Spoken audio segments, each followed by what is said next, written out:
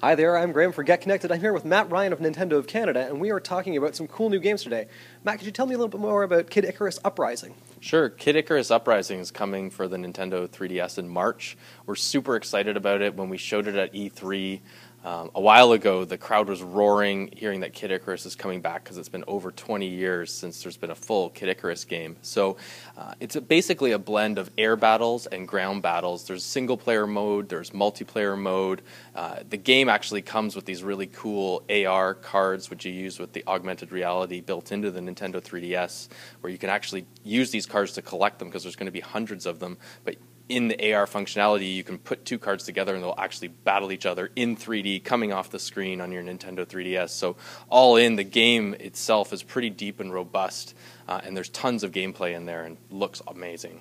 Very cool. It sounds like the game's also using some cool new accessories. It comes with a stand, is that right? Yep. Each version of Kid Icarus Uprising is going to come with a stand, which is basically a foldable piece of plastic that allows you to free up your hands a little bit, because the complexity of the controls, which is something that needs to be mastered, uses the stylus and it uses the circle pad and it uses the buttons. So when you put this stand up, it actually props the system up on an angle and allows you to free up a little bit of your hands there. There's another accessory that you can actually use with Kid Icarus Uprising, which is called the Circle Pad Pro. That adds another circle pad basically on the right-hand side, which allows you to have all of these different types of button configurations, and it's fully customizable.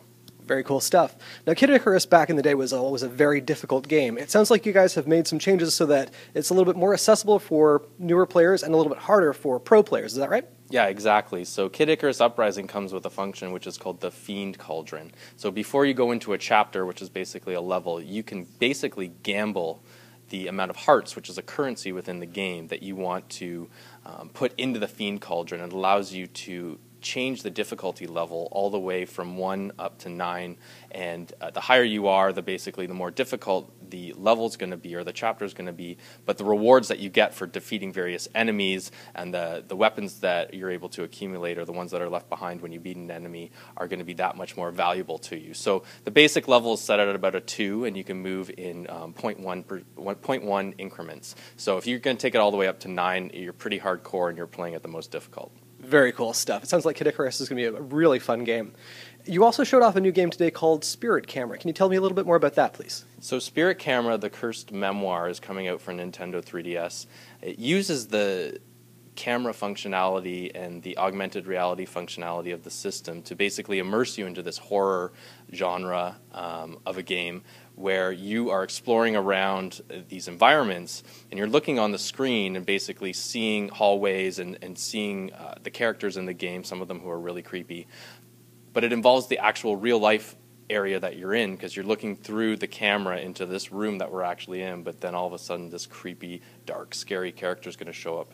So it's really jumpy, it's super fun, definitely not for the kids, and it's basically the Nintendo 3DS iteration of the Fatal Frame series, which has been around for a while.